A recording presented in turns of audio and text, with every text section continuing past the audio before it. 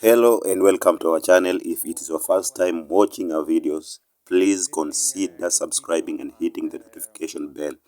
The reason you're hitting the notification bell is because whenever we post our videos, you'll be the first to see our videos. So please consider subscribing.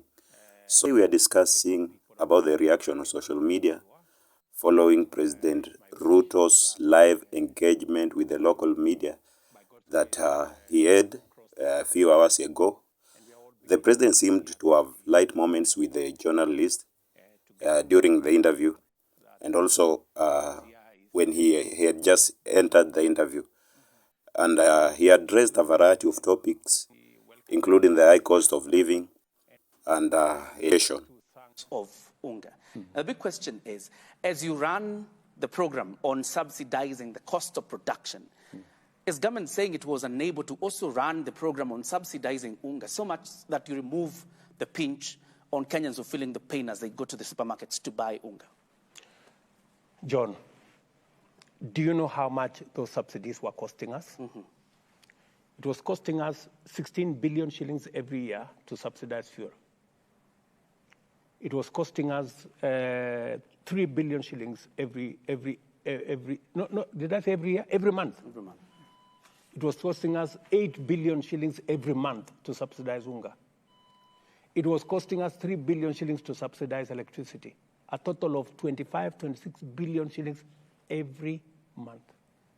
The decision to subsidize UNGA, fuel, and electricity was not an economic decision. It was a political decision.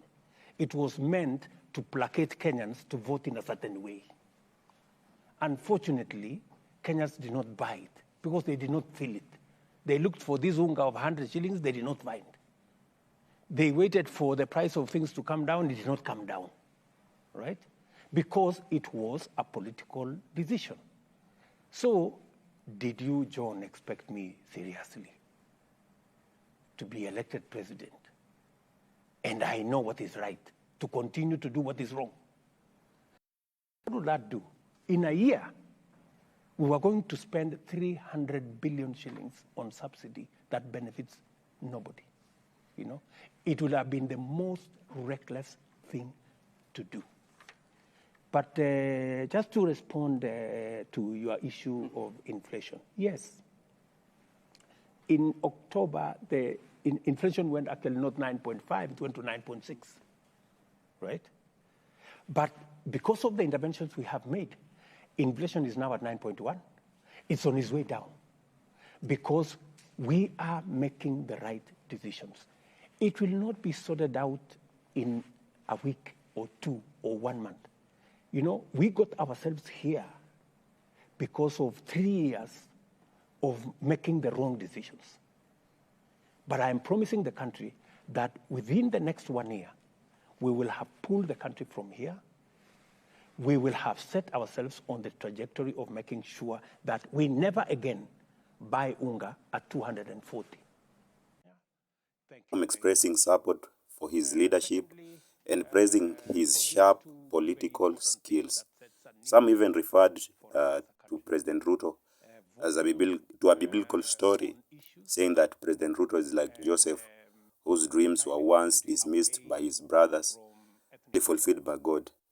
Others noted how the president was calm and prepared during the interview, and even pointed out how he rubbed his hand as a sign of readiness and calmness.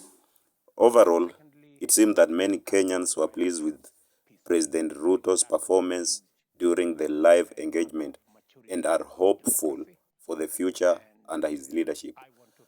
That's all for today. Thank you for watching our daily gossip. Participated in one way or another, and I want to promise them that I will Started because at this moment we remember hearing you on the eve of the transition of the year between 2022 and 2023, and you spoke about a conversation the country will have in 3 months' time about the cost of electricity. We look at how much one has to pay. If you, for instance, you have a bill, you pay 4,000 shillings, and you get your units, about 152 units, you find that 30% is going to fuel energy charge. You also find that the token amount is only 47%, actually less than half the amount that you're paying. And also remember, recently there was a report, a task force by your predecessor that came out and saw that we're paying so much for the cost of energy.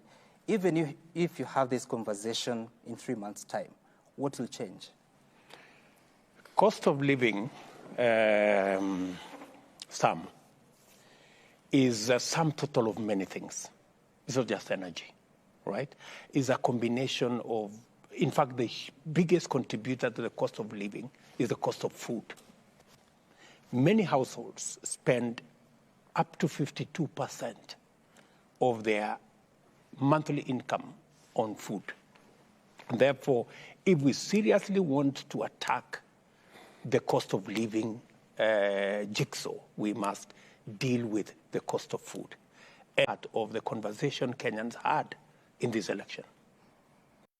All of us made commitments in many ways. I did.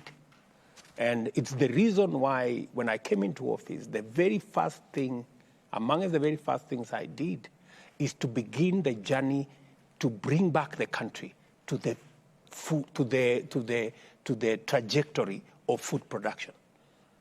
I ordered immediately that we supply 1.5 million bags of fertilizer for the farmers in the short range category. I have progressed that. We now have the first 200,000 metric tons of fertilizer already landed in the country. We intend, as we have done, we've reduced the cost from about 6,000 to 700. I have also instructed that we work with even the land parcels we have within government, ADC, YS, prisons, to make sure that we use them to produce farm inputs, including seeds, and making sure that we are self-sufficient. I have also worked out with the cabinet to ensure that since we already have a gap that is obvious because of the kind of harvest we've had, the unreliability of rain, the high cost of inputs have contributed to where we are, you know. And for your information, Sam, this is a journey. We didn't get here yesterday. Right. We got here because we took 3 years not making the right decisions. We suspended the fertilizer subsidy program. Intervened when farmers were asking for farm inputs. Today, I am promising the farmers of Kenya, just the same way we supplied the first 1.5 million acres, 1.5 million bags of fertilizer, we will supply 6 million bags of subsidized fertilizer to our farmers. We will make sure that they have the correct seed. We will ensure that they have the correct support. We are now working on mechanization. We have a program, Agricultural Finance Corporation, to make sure that we increase our the mechanization of our agriculture. We are currently at around 40%. We want to drive it to 80%. These are some of the interventions that fell through when we didn't get our trajectory right. But what I said, speaking to what you have said on cost of energy, Right. There was an attempt, you know, which was not well thought out, to try and introduce subsidies in that space, which failed miserably because we were spending 3 billion shillings every year to subsidize energy. There was no increase in consumption of electricity. There was no reduction of any products that were coming out of our factories. There was no increase of people who are getting employed because we had brought subsidy. It was just a waste. You know, nobody benefited. The consumers did not benefit. It ended up just lining the bottom line of a few companies and a few people. Right. So what I have insisted and what government of Kenya is going to do, we are going to support production of food. We are going to interrogate the cost of energy, right?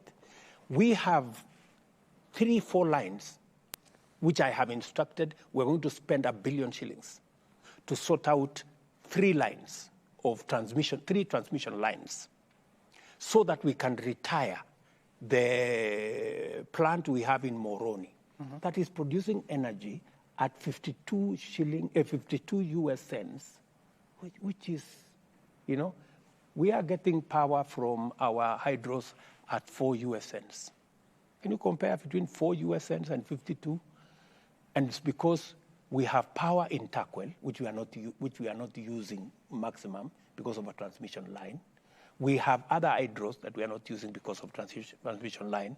So I have already instructed that we complete those transmission lines within the next 10 months so that we make sure that we bring down the cost of energy, because we will retire some of the thermal power that is causing this huge cost, right? So what do you do to the power purchase agreements and the independent power producers? Because according to the task force report, it was talking about the power cost for the financial year 2020, it was 87 billion shillings, which is 66% of the sales. They went ahead to say that, yes, the KenGen was contributing about 72% of the power, but the resources that they were taking is about 48%. For the independent power producers, they are giving Kenya Power about 25% of power, but they're taking away about of the payments. So how do you deal with that even as you go to the different transmission lines? Precisely. First, the turbine we are retiring in Moroni